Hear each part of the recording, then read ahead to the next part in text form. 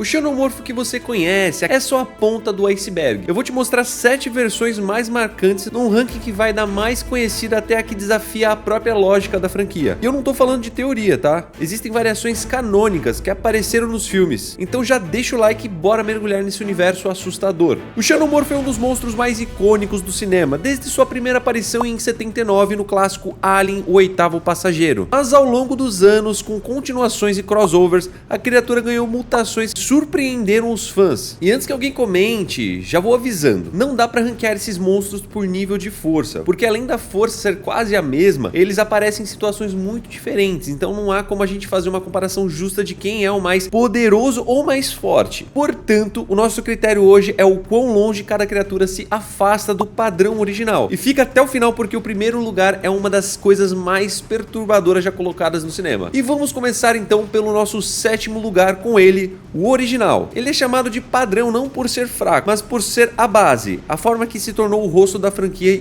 e a que mais vimos em ação. Para quem é fã de carteirinha, seu nome técnico é o Xenomorfo XX-121. Dentro dessa categoria temos tanto o drone, aquele caçador solitário e furtivo de Alien, o Oitavo Passageiro, quanto os guerreiros de Alien, o Resgate, que são uma verdadeira tropa de choque da colmeia. Vamos entender o que torna essas criaturas tão icônicas. Primeiro, sua estrutura física. Com uma altura de quase 2 metros, seu corpo alongado e de cor escura é coberto por um exoesqueleto de silício, uma carapaça biomecânica que o protege de disparos e condições extremas. Aliás, essa carapaça esconde uma das defesas mais letais da ficção científica, o seu sangue. No lugar de hemoglobina, ele tem um ácido molecular tão corrosivo que é capaz de derreter os cascos de naves estelares. Mas o verdadeiro terror não está só na sua biologia, e sim no seu ciclo de vida. Dentro do ovo sai um parasita, que seria o facehugger, que se prende ao rosto da vítima para implantar um embrião. Depois ele nasce da forma mais brutal possível, rompendo o peito do hospedeiro. A partir daí, o objetivo principal do alien não é só se alimentar das vítimas, mas sim caçá-las e levá-las para a colmeia, onde servirão de hospedeiros para novos aliens. Ele é a régua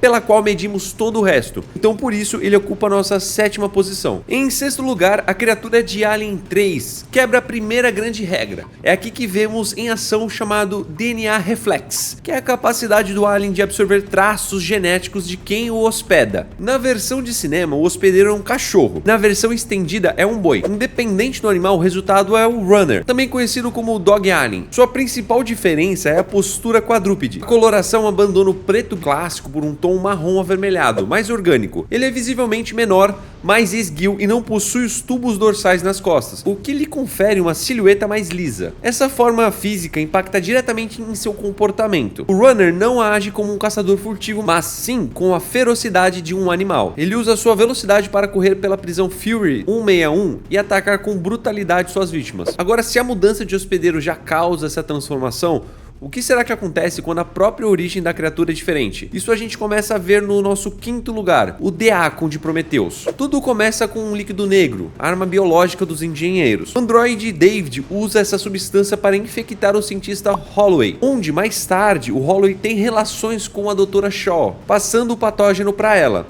Isso gera uma gravidez acelerada que resulta em uma criatura parecida com uma lula gigante, que os fãs chamam de Trilobite. Esse Trilobite é na prática um facehugger primitivo em escala gigante. No final do filme, ele cumpre o papel dele e ataca o último engenheiro sobrevivente, peito desse engenheiro que nasce o Deacon. E aqui tá um detalhe crucial que o diferencia. Diferente do Chestbuster clássico, o Deacon já emerge do hospedeiro em um tamanho considerável, quase que totalmente formado. O Deacon é um protótipo, o resultado dos experimentos dos engenheiros antes da receita final. Pense nele como um rascunho do que viria a ser o drone clássico. Visualmente ele lembra o Alien, mas sua pele tem um tom azulado e mais lisa. Sua mandíbula também é diferente, pois não tem a boca retrátil característica do Alien. Seus dentes são mais orgânicos, como os de um animal. Agora, se o Deacon é um passo para trás na linha do tempo, o nosso 4º lugar dá um salto para uma nova forma de infecção. Não é um acidente da natureza. Ele é conhecido como a prole, o híbrido de Alien Romulus. A origem dele é o que o torna tão impactante, porque conecta tudo de volta ao início. Na trama do filme, a corporação Yutani consegue recuperar material genético do xenomorfo original e decide iniciar uma série de experimentos. O objetivo deles não era apenas apenas estudar a criatura, mas sim tentar aprimorar a espécie. A prole é o resultado grotesco e único desses experimentos. Ela nasce de uma hospedeira humana que foi gestada por um facehugger modificado. O processo que cria não é um xenomorfo padrão, mas sim uma nova abominação híbrida, que seria talvez um filho antinatural da espécie original. Isso o coloca em um patamar completamente diferente dos anteriores. Ele não é uma adaptação natural a um hospedeiro, como o Runner, e também não é um protótipo antigo, como o Deacon. Ele é o primeiro xenomorfo projetado que vemos como uma arma biológica feita sob medida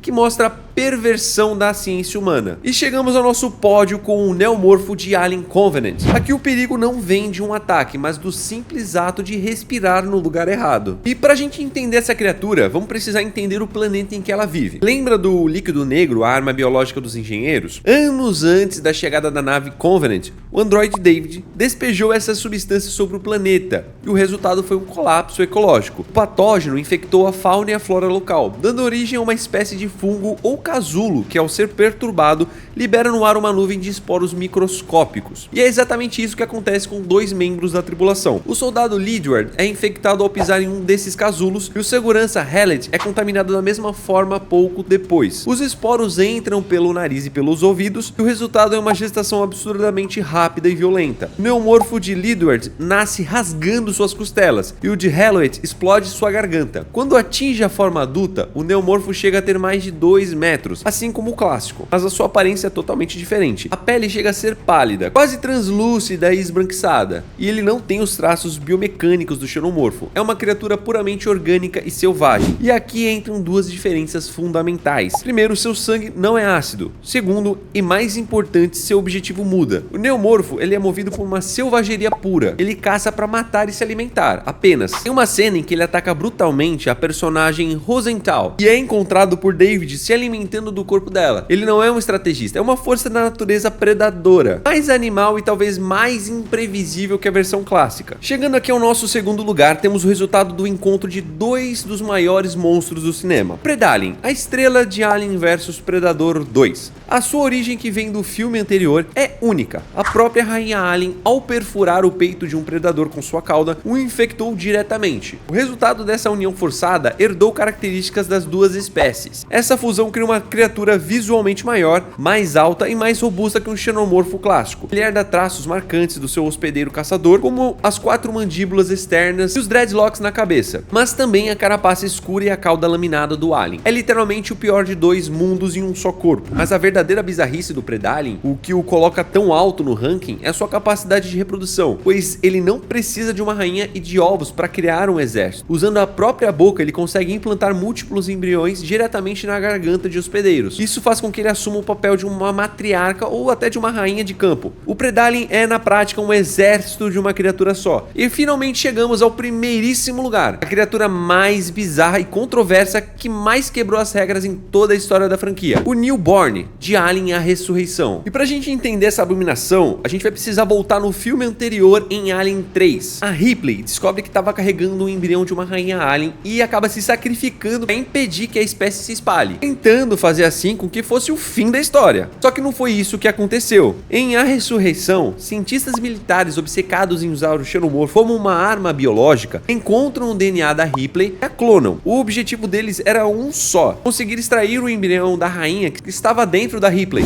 Na lore de Alien, uma rainha normalmente surge de uma evolução natural da colmeia, quando um drone ou um guerreiro se transforma para suprir a necessidade do grupo. Mas esta rainha, ela foi nascida à força, a partir de um clone, e no processo seu DNA alienígena foi misturado de uma forma irreversível com o DNA humano de Ripley. Essa contaminação genética teve uma consequência impensável. Em vez de botar ovos, a rainha desenvolveu um útero e deu à luz a um híbrido vivo, resultado sendo ele o Newborn, uma criatura que mal lembra o xenomorfo. É uma figura pálida, com quase 2,5 metros de altura, feições assustadoramente humanas, olhos expressivos e uma estrutura óssea visível. Mas o mais perturbador é seu comportamento. O Newborn rejeita a rainha Alien, vendo-a como uma monstruosidade, mas acaba criando um laço bizarro com o clone da Ripley, enxergando ela como uma verdadeira mãe. Sua força física é absurda, e isso fica claro em uma cena icônica que ela esmaga o crânio da própria rainha Alien com um único golpe. num ato de repúdio à sua herança. Com isso temos o nosso ranking, indo do xenomorfo clássico, que deu origem a tudo, até a bizarrice total que foi o Newborn. 7 criaturas que mostram como essa franquia conseguiu se reinventar